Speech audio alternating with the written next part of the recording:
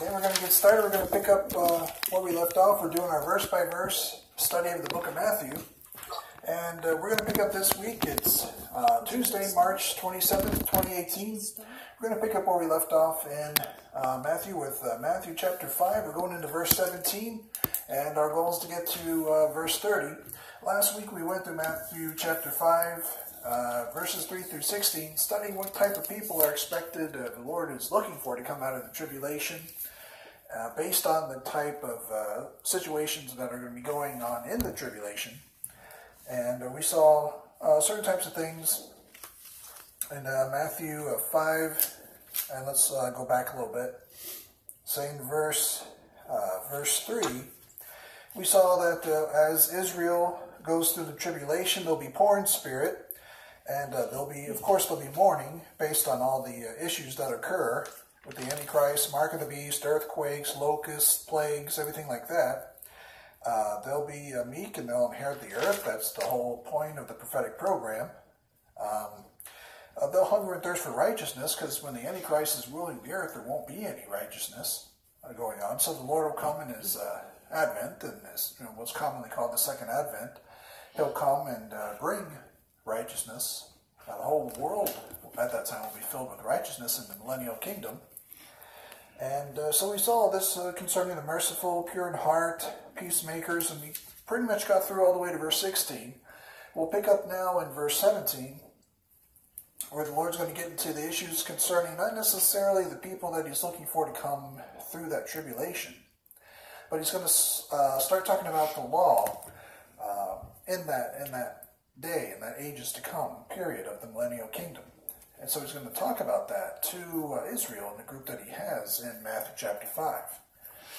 So he's going to actually raise the bar from the law as it was in the day of the book of Matthew, where it's at 613 points of law, and nobody's keeping that. He's going to intensify it even more than what that is. And you'll see what I mean as we go through the verses.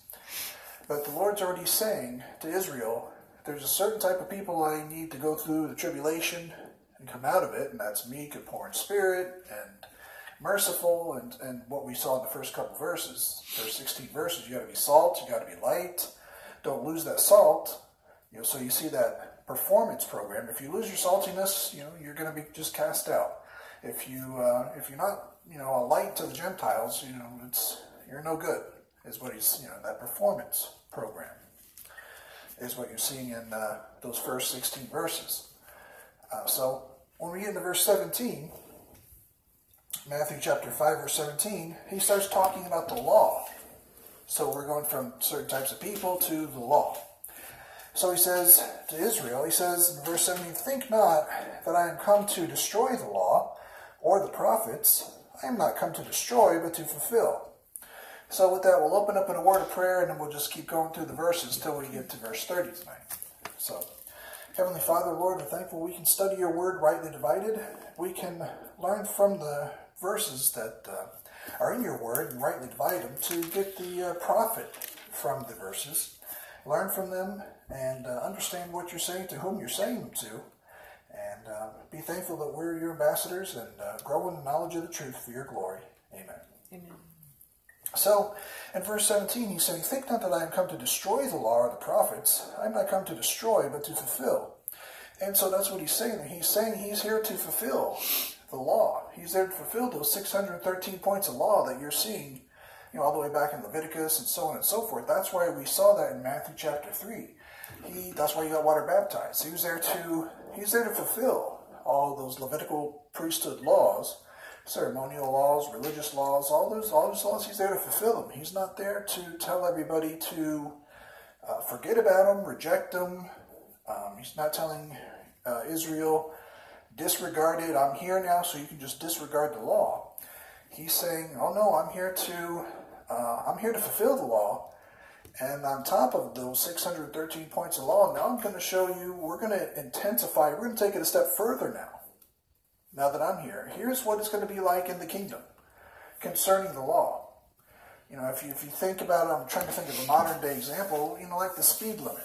If you've got a speed limit going on here in this present evil world, you've got to keep it up, and sometimes they cut you some slack, and, if you're 5 miles over, they don't really necessarily do anything, and even if you do something, they'll write you a ticket and you're good to go. What you're going to see here, as we keep going through the verses, is if you mess up, you could be cast into hell for messing up. And that's what it's like in the kingdom. That's what God's explaining. So he's raising the bar so intensely, it's going to cause those who want to follow the Lord to say, well, how are we supposed to follow these laws? How are we supposed to follow 613 points of law perfectly? And not only that, you're intensifying these 613 points of law. How are we supposed to do that? And the answer will come up as we study. But going back to verse 17, he's saying, think not that I am come to destroy the law of the prophets. I am not come to destroy, but to fulfill. And so he says exactly that. He's there to completely obey it and to get others to completely obey it concerning the little flock and Israel. So that's verse 17. He says, for verily, in verse 18, for verily I say unto you, till heaven and earth pass, one jot or one tittle shall in no wise pass from the law till all be fulfilled. And so we see there, he's talking about that, how nothing's going to disappear from the law. He's saying till heaven and earth pass. And we know that that's in Revelation. If we turn to Revelation chapter 20, verse 11. So we're going into the ages to come. Revelation chapter 20, verse 11.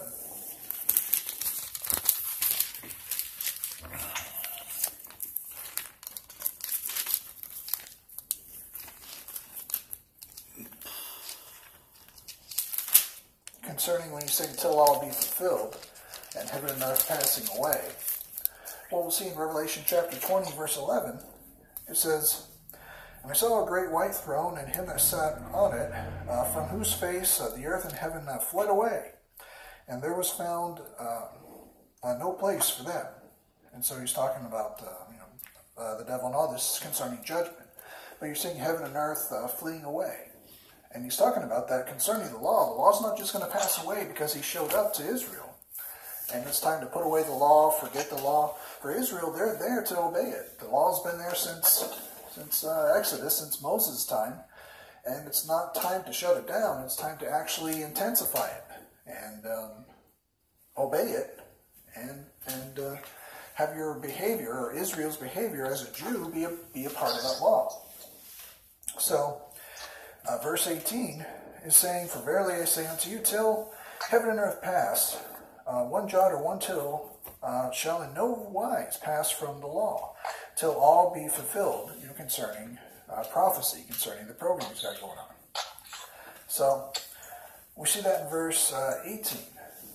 And then so, in verse 19, Matthew chapter 5, what he's saying here is he's saying, whosoever therefore shall break one of these least commandments and teach men so, he shall be called the least in the kingdom of heaven. But whosoever shall do and teach them, the same shall be called great in the kingdom of heaven. So what we're seeing there is concerning the Gentiles. If you look at an example, Matthew chapter 11, verse 11, and we'll get to this verse later as we continue through the book of Matthew. But Matthew chapter 11, verse 11, the Lord talks about John the Baptist. And so what he says here, in Matthew 11:11, he says, verily I say unto you, among them that are born of women, there hath not risen a greater than John the Baptist. Notwithstanding, he that is least in the kingdom of heaven is greater than he. So he's stating how great John the Baptist is, because he taught the law. He also ate only locusts. He was obeying that Levitical diet. He wore camel's hair. He did everything as much as he could. He still, John the Baptist still, we studied him. He admitted he needed Israel's Messiah, and he but he did as much as he could. And the Lord Jesus is saying to Israel that, John the Baptist, there's really none greater than him that came along, concerning Israel and the dispensing of the law, as far as, teaching it in that time period for, when God showed up to Israel in those Matthew, Mark, Luke, and John books. So, until the Lord himself showed up. So, I mean, there's Moses in time past, but you're seeing John the Baptist being the one on the scene who's the Lord's calling greater. Because as we go back to Matthew chapter 5 and verse 19, you're talking about those that break commandments and then teach others to break it. That's going to be the Sanhedrin. That's going to be the Pharisees and the Sadducees. They're doing the doctrines of men, the commandments of men. So they're not only breaking the commandments, they're telling others and teaching others to break the commandments, which is the law. John the Baptist was adhering to the commandments, the law, and teaching others to obey the law as well. So that's why Jesus says in Matthew 11:11, there's been, John the Baptist is really great. And so he's also talking about this in Matthew chapter 5. So the Lord's focusing on the law, concerning Kingdom Israel and that time there. And he says, whosoever therefore shall break one, and he just says the word one of these least commandments, and shall teach men so, he shall be called the least in the kingdom of heaven. And then he goes on, concerning great. So Israel, if they're not already part of the little flock and they don't understand that the Lord's come to bring about their New Testament, Israel should start to wonder how are they going to do this, because out of those 613 commandments, they should be telling themselves, if they're honest, that all of them have broken at least one of the laws. And I'm sure they're not going around trying to teach men to break them, but if they're honest with themselves, they're going to say that they've all broken at least one law, if not hundreds, at one point or time.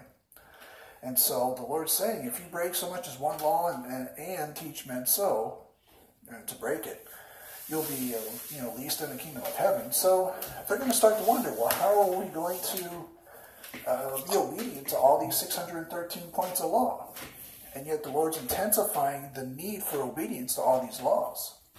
So the answer is going to come up in a little bit, but right now he should, by intensifying the law, be getting the little flock or Israel in general to start wondering, well, how are we supposed to do this? How are we supposed to, now that we're getting away from the doctrines and commandments of men and getting really into the law, and that law is getting intensified, and we need to get into that kingdom, how are we supposed to be obedient to all these laws? And it's only getting more intense. So that's going to be the point that the Lord's talking about. How are we supposed to be that group that is poor in spirit and merciful and get to see God that he was talking about in those first 16 verses of Matthew chapter 5. So we'll see as we continue on. That was verse 19. Verse 20, he says, for I say unto you, except your righteousness shall exceed the righteousness of the scribes and Pharisees, ye shall in no case enter into the kingdom of heaven. So he goes on explaining, their righteousness, has to exceed the scribes and the Pharisees. And so, they're going to need to find out how to do that. And the answer is going to be that New Testament. If we look first at Isaiah chapter 42, verse 21.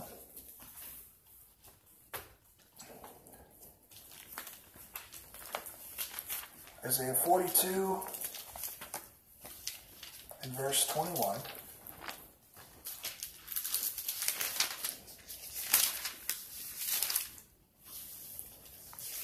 We'll see that, intensifying the law was all a part of what was prophesied in the first place. So as he's doing so, this is all a part of the prophetic program. This is all a part of what's been told to do so in the first place. So Isaiah chapter 42, verse 21 says that the Lord is well pleased for his righteousness' sake. He will magnify the law and make it honorable.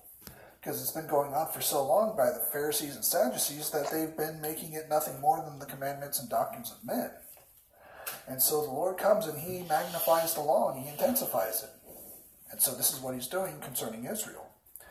And so as we continue on, and we're seeing that Israel needs to, they need to exceed their righteousness, teaching the Gentiles about the law. and all about the law, as they obey the law themselves. We'll see examples of this, how this will play out in the kingdom. If we turn to the book of Zechariah, we'll look at a couple verses in this. And we'll look at Zechariah chapter 8 and verse 20.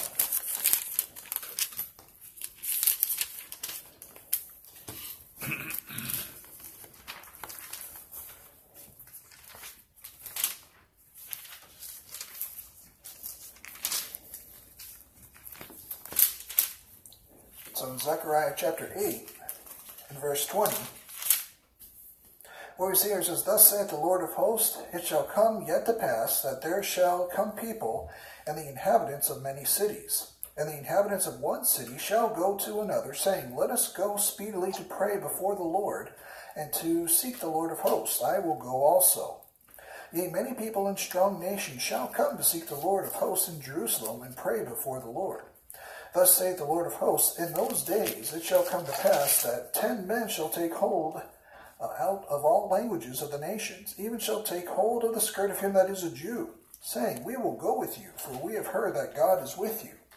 So this is what it's going to be like in the millennial kingdom as they go to teach the law to those Gentile nations. As they go to teach the law, and they shouldn't be teaching them to break any of the points of the law, but to obey all of the law, that men are going to grab on to those that call themselves Israel in the millennial kingdom in that day.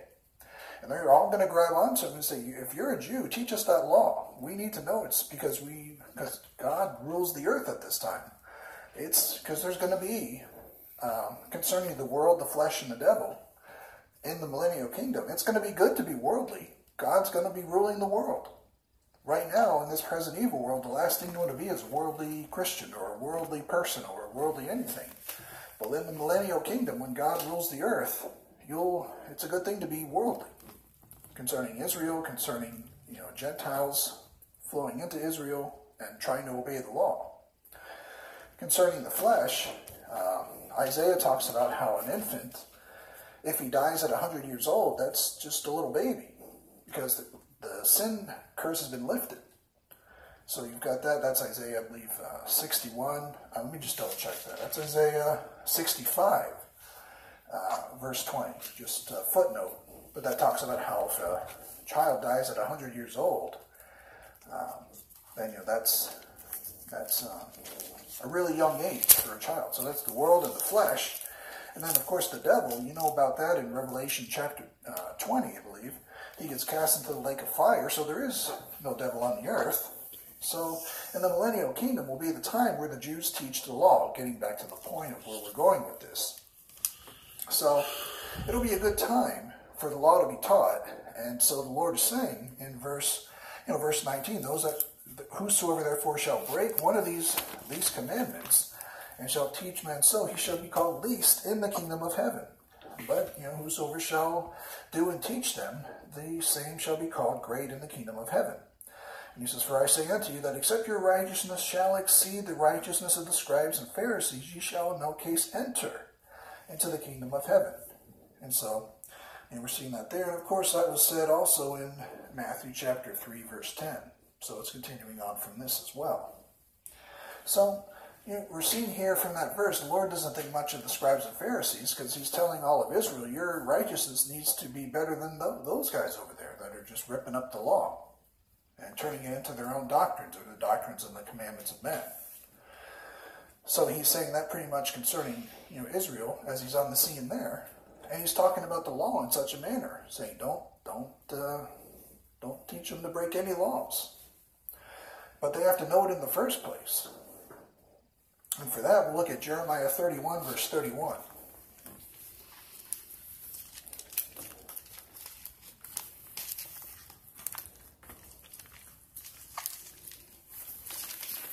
Jeremiah 31 and verse 31.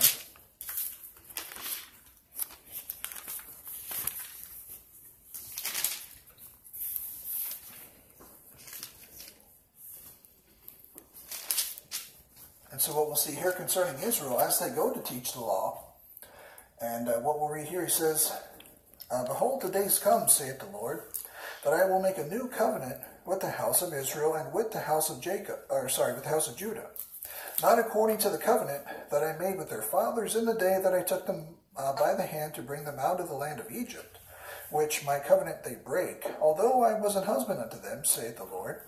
But this shall be the covenant that I will make with the house of Israel. After those days, saith the Lord, I will put my law in their inward parts, and write it in their hearts, and I will be their God, and they shall be my people. And they shall teach no more every man his neighbor, and every man his brother, saying, Know the Lord, for they shall all know me, from the least of them unto the greatest of them, saith the Lord. For I will forgive their iniquity, and remember their sin no more. So the Lord's writing this concerning the house of Israel. So the Lord's going to write the law supernaturally into their inward parts and write it right into their heart. So that's how they're going to be able to obey all 613 points of the law in the kingdom. And the Gentiles, as they went along, as we read from Zechariah chapter 8, when the Gentiles come along and find a Jew who has the law supernaturally written into their heart, they're going to grab onto the skirt of a Jew and say, you know what, we hear that God's with you. We want to know the law now that he's ruling the earth. Now that he's the king of the earth and ruler of the world, and he threw the devil into the pit of the pit of hell, or the lake of fire, and lifted the sin curse off the earth. We want to be with you. We want to know what's going on. And so the Lord's saying, if you teach these guys not to obey even one point of the law, when you have it written in your heart, you know, you'll be least in this kingdom. You know, they've got a status, they've got a rank they can hold up to. So we're seeing this in verse 20 and so on concerning there. So that's in this one. So we're going to continue on seeing how Israel's Messiah is magnifying and intensifying the law. He's going to define it even further. So he says, and that was verse 20. So as we get into verse 21 through 26, now he's going to start fine-tuning the law, some points of the law. He's going to focus in on specifically murder now, you know, about how thou shalt not murder. So he's going to go through verses 21 through 26, talking about thou shalt not murder. And so as he goes through the verse, he's going to start out saying, well, what did the law say? What did those 613 points of law start out with Moses? And what did that say? And he's going to say, well, here's what I say as I intensify and magnify the law, like we saw from Isaiah chapter 42. The law says don't murder. Well, I'm going to take it a step further, and so let's look at that. In verse 21, he says, Ye have heard that it was said by them of old time, Thou shalt not kill, and whosoever shall kill shall be in danger of the judgment. So he says, verse 22, But I say unto you, that whosoever is angry with his brother without a cause shall be in danger of the judgment, and whosoever shall say to his brother Raca shall be in danger of the council. But whosoever shall say, Thou fool, shall be in danger of hellfire. So going back up to verse 21, he's starting to magnify the law, focus on the idea or the specific law about murder and killing. So God's zooming in, talking to Israel about, you know, murder in the kingdom. Now what's that like? When it gets to the ages to come, and we're in, and not us, but when Israel's in the kingdom, and it's the kingdom setting, and it's the millennial kingdom on earth, and in the prophetic program under law, you know, how do they deal with murder? And so God's talking to Israel, saying, he says, well, let's start at the beginning. He's saying, we have heard that it was said by them of old time, Thou shalt not kill. And of course, that's Exodus chapter 20, verse 13. We don't have to turn to it to know that. We've heard the Ten Commandments before. We know that, and that's just where you can find it. Exodus chapter 20, verse 13. You can also see it in Deuteronomy chapter 5, verse 17. You know, thou shalt not kill. That's just, you know, standard, basic. You know, it's there. Always has been. And so we see, thou shalt not kill, and whosoever shall kill shall be in danger of the judgment. So we're seeing that. Where did that go? In judgment. And so when he's talking about in danger of the judgment, what happened was in Israel's laws that there was a city of refuge that the person could flee to, because there was times when murder occurred, and it wasn't somebody who was actually trying to murder somebody. People would be in Israel maybe carrying a brick or a log or something. They could accidentally drop it, and they murdered somebody. You could drop it on somebody's head or drop it and just as a random explanation. They're carrying something to build a house, or they're carrying something to do something regarding construction, or who knows what. But they carry a big rock or a stone or a log or something, and they drop it by accident, and they just murdered, by total accident, a person. So the law says, well, how do you deal with that? You build a city in Israel and allow the person to flee into that city until the time of judgment, where the judge can look at their situation, assess it, and find out, did that person mean to do it, or was this an accident? And so that is, we won't turn to it, but it's Exodus chapter 21, verses 12 to 14, and Numbers 35, 12. These are called cities of refuge. You can read all about that. This was what Israel was to set up in their nation. And so that was what he's talking about in verse 21. He says, "Thou shalt not kill, and whosoever shall kill shall be in danger of the judgment." So whenever a Jew did kill, whether they meant to or not, they were in danger of the judgment. So they would have to flee to their city of refuge, and there would be judgment on their case. Did they mean to do it, or was it an accident? So there would be judgment, guilty or innocent. They would be in danger of judgment no matter what. So, and so this is what the Lord's talking about in verse 21. So ye have heard that it was said by them of old time, thou shalt not kill, and whosoever shall kill shall be in danger of the judgment. That's just how it was.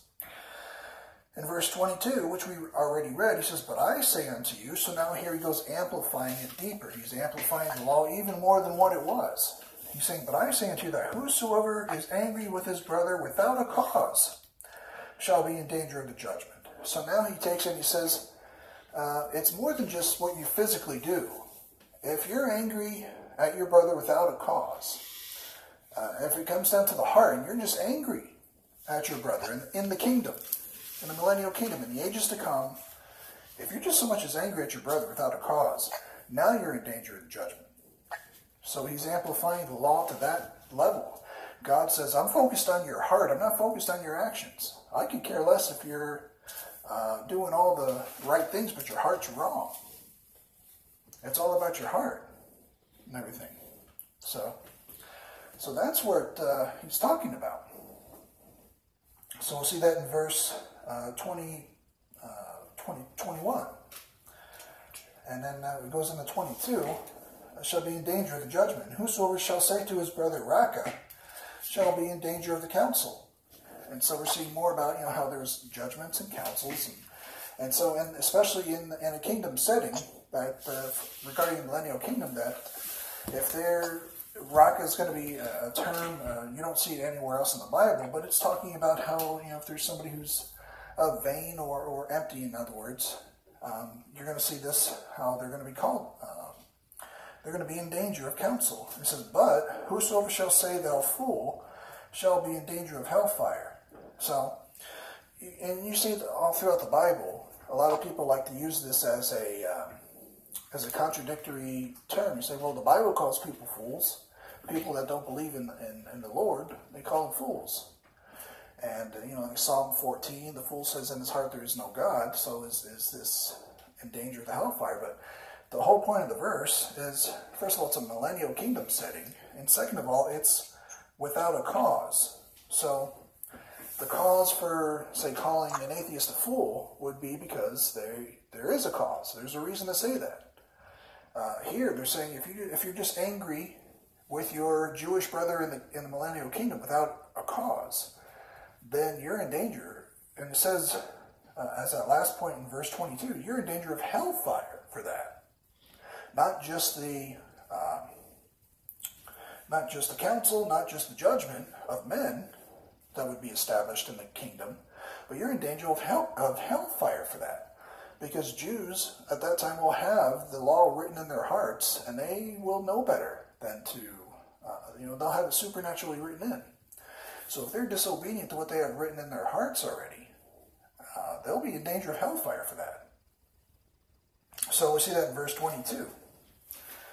So, and that consequence is hellfire. as the Lord intensifies the law. So, and then we go into verse 23. He says, "Therefore, if thou bring thy gift to the altar, and rememberest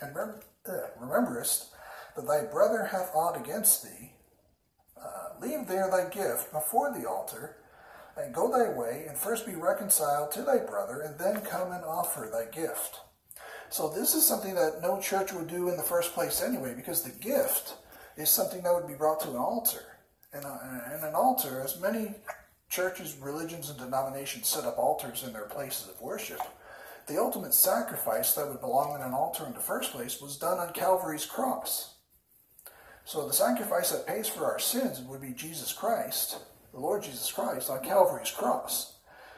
So there's no need for an altar anymore, because we've already had the ultimate sacrifice paid on the cross. So when you go to a religious building or a church or a religion and they have an altar, what need do they have for a sacrifice if Jesus Christ is the ultimate sacrifice to pay for our sins? So that's when you take these verses out of context and you don't rightly divide them. So in verse 23, it says, "Therefore, if thou bring thy gift to the altar," and we know that all throughout Leviticus, Jews brought gifts. They would bring goats and bulls and sheep.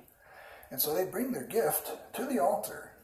And he's telling them, as the Lord intensifies the law, he's saying, "Therefore, if thou bring thy gift to the altar, and rememberest that thy brother hath aught against thee, leave there thy gift before the altar, and go thy way, and first be reconciled to thy brother, and then come and offer thy gift." So the Lord's not just saying just offer a gift, just do random rote rituals that are meaningless. If it says in the book offer a goat or offer whatever it is, just do it without thinking. He's saying if you've got a hatred in your heart towards your fellow little flock brother, go first and be reconciled to your little flock brother first. Then come and alter your gift. Have the right heart when you're doing these things. Have the right motive when you're doing these things. Be reconciled to your Jewish brother first. And then come and alter the sacrifice upon the altar here in the temple in Israel under the law. Don't just go and do things without having the right heart when you do them. Israel is what Israel's Messiah is saying in Matthew chapter 5. Because he's setting up a millennial kingdom, and we just read all about what type of people he's looking for as they're going to go through a tribulation period. So we see that in verse 24. So as he's going to continue on, he's going to say in verse 25, "Agree with thine adversary quickly, whilst thou art in the way with him, lest at any time the adversary deliver thee to the judge, and the judge deliver thee to the officer, and thou be cast into prison." So we know that in verse 25, he's saying, agree with thy adversary quickly, because Israel will have a lot of adversaries. First they're talking in verse 24 about agreeing with their brother, their fellow Jewish brother. But Israel's going to have a lot of adversaries, whether it be in the Great Tribulation with nations that don't agree with them, or that are deceived by the Antichrist. So they're going to have plenty of adversaries. So they're going to need to agree with them. Not their point of view, but just try to make peace as much as they can. As much as it's possible. Which sometimes it's probably not going to be possible, but as much as it is possible to make peace with them. Agree with thine adversary. For example, we'll look at a very Old Testament version of this. Super old. We'll go back to Genesis. Go to Genesis 32. And we'll go to verse 3.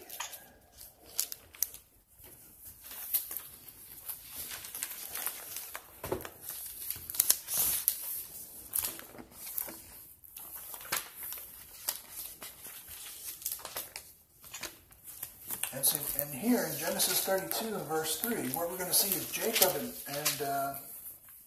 he's going to try to make peace with Esau. And so what he does in Genesis 32 and verse 3, and what it says here, "And Jacob sent messengers before him to Esau his brother into the land of Seir, the country of Edom. And he commanded them, saying, Thus shall ye speak unto my lord Esau, thy servant Jacob, Say it thus, I have sojourned with Laban and stayed there until now. And I have oxen and asses, flocks and men servants and women servants, and I have sent to tell my Lord that I may find grace in thy sight. And the messengers returned to Jacob, saying, We came to thy brother Esau, and he cometh to meet thee, and 400 men with him. And so he's going to continue on, and there's this idea that he's trying to make peace with his brother, even though he's his adversary. So this goes back as far back as Jacob and Esau, attempting to make peace with thy adversary. And so there's an attempt made, and we see that as far as early as Genesis.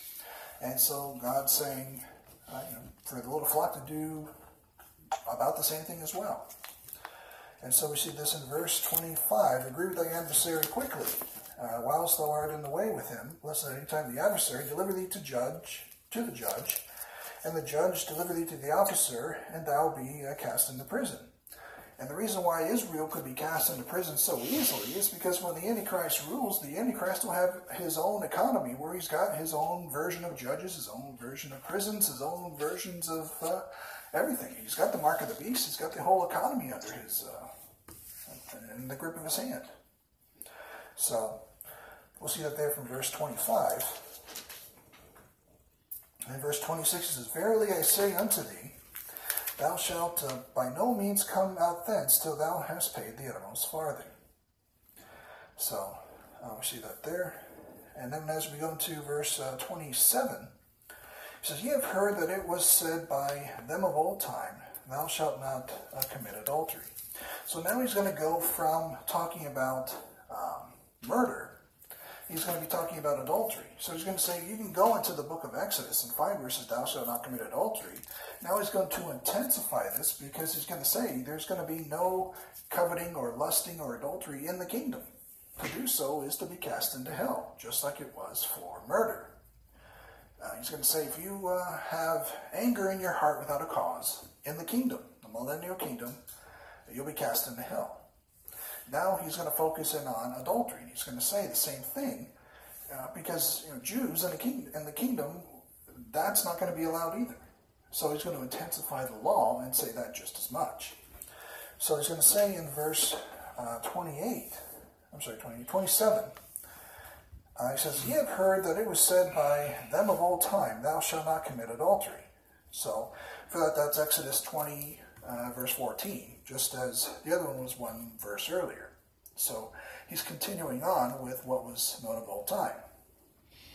He says, But I say unto you, so now he's going to intensify that law, or the whole law. He says that, Whosoever looketh on a woman with lust after her hath committed adultery with her already in his heart. So he's saying that, for those in the kingdom, for anyone who's a Jew in the kingdom, just to look upon a woman with lust in the kingdom, that's intensifying it from just, committing the act. He's saying it's not about, what you're doing as much as where your heart's at. Just like with murder, it's not just about, don't go out and murder someone. If you're angry with them already, that's bad enough. And then, so he's saying, don't go out there and commit the act of adultery. If you go out there and so much as, have it in your heart, you're already, it's already bad enough. And so this is how the Lord's intensifying that, which is Israel's starting to say, well, we need our New Testament to have the law written in our hearts so that, we know the law. We need to know the law so we can teach the Gentiles the same way. So we see that in verse 28. And so he's saying that, but I say unto you that whosoever looketh on a woman to lust after her hath committed adultery with her already in his heart.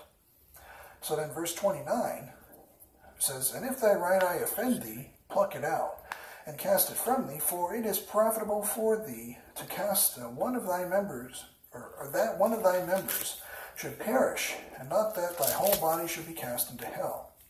And if thy right hand offend thee, cut it off, and cast it from thee, for it is profitable for thee that one of thy members should perish, and not that thy whole body should be cast into hell.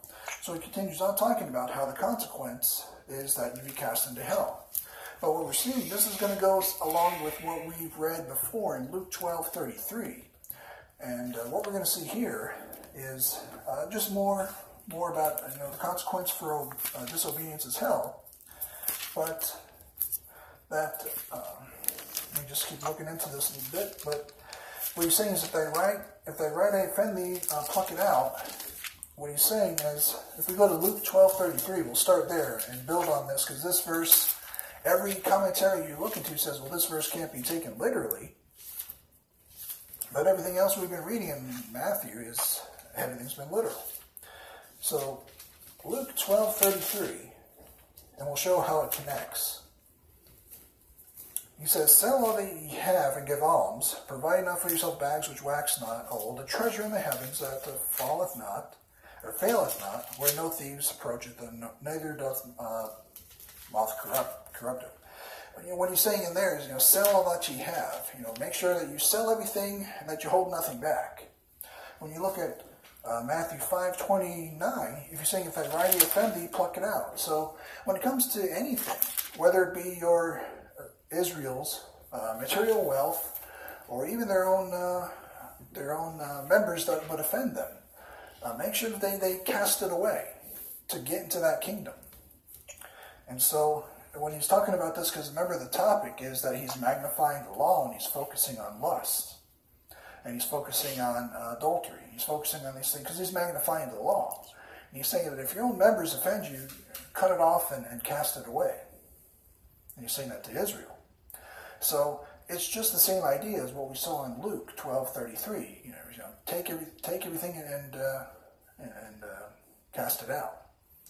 And that reason was so that they could avoid the economy of the mark of the beast. That was the whole purpose of 12:33.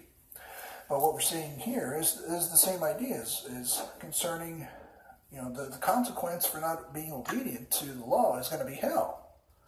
And we saw that from having anger in their heart and lusting after a woman in their heart. So if they have what's it called when they say, I couldn't keep my eyes off her, I couldn't keep my hands off her, whatever.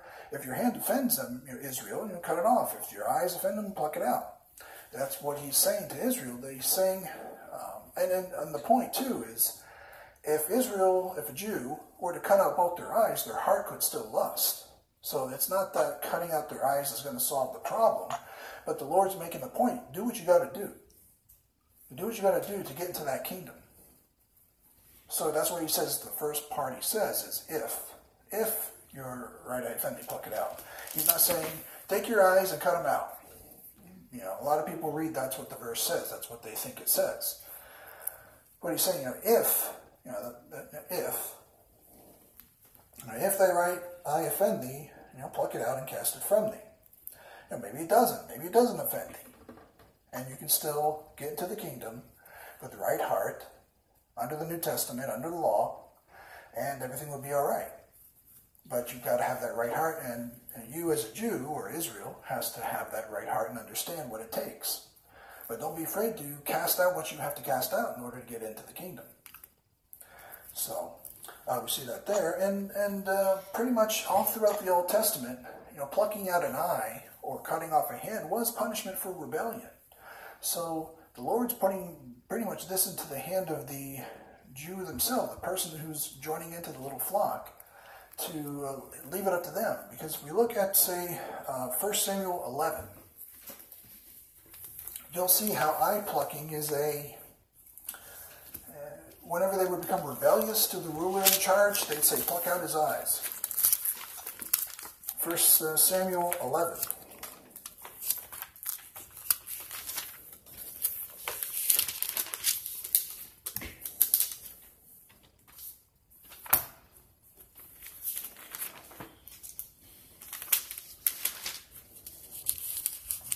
And we'll go to verse 1. And so what we'll see here says, Then Nahash the Ammonite came up and encamped against Jabesh Gilead. And all the men of Jabesh said unto Nahash, Make a covenant with us, and we will serve thee. And Nahash the Ammonite answered them, On this condition will I make a covenant with you, that I may thrust out all your right eyes, and lay it for a reproach upon all Israel. And the elders of Jabesh said unto him, Give us 7 days' respite, that we may send messengers unto all the coast of Israel. And then if there be no man to save us, we will come out to thee. Then came the messengers to Gibeah of Saul, and told the tidings of the ears of the people. And all the people lifted up their voices and wept.